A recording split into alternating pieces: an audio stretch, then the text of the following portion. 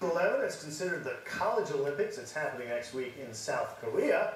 One team headed there is representing the U.S., really representing the whole Bay Area, and a growing sport that players are hoping will reach the status someday of basketball and football. Here's a hint. Which sport is it? Birdie, anybody? We're not talking golf either. NBC Bay Area Stephanie Chuang is live in Milpitas where Team USA Badminton is training. Good morning, Steph. Yeah, hey, Chris and Scott. Yeah, it's growing, especially here in the Bay Area. We're in a warehouse in Milpitas, but really, this is where the best of the best in badminton train, the best in the country. You can see Team USA here with this drill where they're firing off the birdies and smashing as hard as they can. Whoa, there you go. So they're leaving tomorrow and practicing now. There are 8 players. 7 of them are from the Bay Area.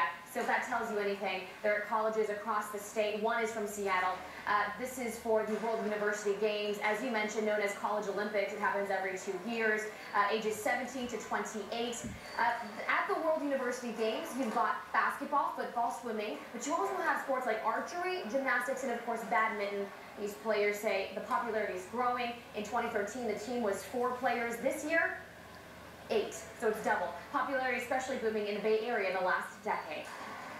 Compared to when I first started, a lot more people have been playing.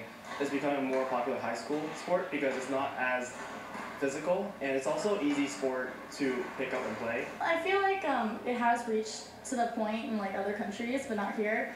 But like recently back home, our high school league was just around 4 schools, but now it's been increased to 10 in the past 2 years. So it's becoming more popular, and people are kind of, getting to know what badminton is. I'd say definitely the Asian countries like China, Korea, yeah, those are pretty big powerhouses. And is that why it's so popular in the Bay Area? It's a big kind of Asian sport.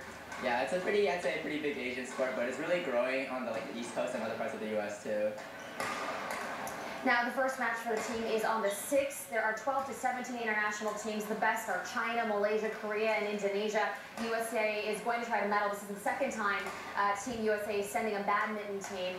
But it is still very small. There's no sponsorships for these guys. These are college students. It's about $5,000 for the trip that they are paying out of pocket. So the hope is that badminton grows as a sport, it gets more popular, and that way they can actually get sponsored to take part. If you take a look at the rest of the warehouse as we're wrapping up, you see young kids around the warehouse, so you can see a lot of people are getting started early, and actually on Team USA are 2 former students at Mission San Jose High School in Fremont, where I went to school. I'm not going to tell you when I was there, but at the time, my senior year, there was no varsity football team, but there were many different badminton teams for the school. So right here in the Bay Area, huge epicenter for badminton. Is that what you got your letter in, Steph? Varsity badminton?